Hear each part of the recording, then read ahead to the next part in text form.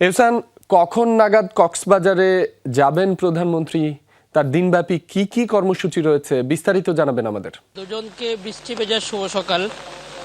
আজকে প্রধানমন্ত্রী তারেক রহমান এই পর্যটন নগরী কক্সবাজারে আগমন করবেন। অবশ্যই একটা দেশের রাষ্ট্রপ্রধান যখন কোনো একটা এলাকায় যায়, সেখানকার মানুষের অনেক আগ্রহ, ইচ্ছে, দাবি, উচ্ছ্বাস অনেক কিছুই থাকে।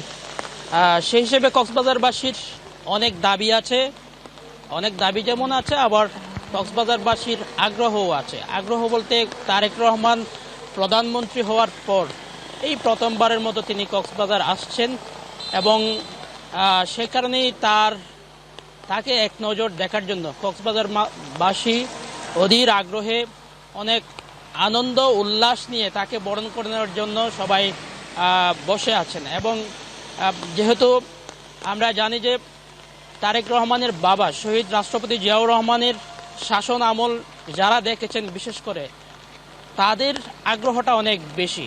কারণ হচ্ছে তারা বলছেন শহীদ রাষ্ট্রপতি জিয়াউর রহমানের শাসন আমলে তারা যেমন দেখেছেন তার ছেলেকেও তারা তেমন দেখতে চান। সেজন্য এর পাশাপাশি হচ্ছে এই সময়ের যারা আছেন তাদের কাছেও আগ্রহটা হচ্ছে তারেক রহমানের যে তারুণ্য, নতুন প্রধানমন্ত্রী হয়েই তিনি প্রথমবারের মতো কক্সবাজার আসছেন। এর আগে যখনই এসেছেন ভারপ্রাপ্ত চেয়ারম্যান হিসেবে এসেছেন, সেজন্যই। এবং দাবির কথা যদি আমি একটু যোগ করি, কক্সবাজারবাসীর অনেক দাবি। প্রথমত হচ্ছে এটি পর্যটন নগরী। এটি পর্যটন নগরী হিসেবে এখানকার মানুষ চায় কক্সবাজারের একটি সমৃদ্ধ পর্যটন নগরী হিসেবে গড়ে উঠুক, একটি বিশ্বমানের পর্যটন নগরী হিসেবে গড়ে উঠুক। এবং কক্সবাজারে ইন্টারন্যাশনাল এয়ারপোর্ট যেটি হচ্ছে, সেই ইন্টারন্যাশনাল এয়ারপোর্টের পাশাপাশি ইন্টারন্যাশনালভাবেই কিন্তু পর্যটন নগরীটা গড়ে উঠুক, সেটি কিন্তু কক্সবাজারবাসী চাই। এবং পাশাপাশি হচ্ছে জাতীয় আরও বেশ কিছু দাবি রয়েছে। আমি যদি যোগ করি, মরণ ফাঁদ বলা যায় অনেকটা কক্সবাজার চট্টগ্রামের মহাসড়ককে।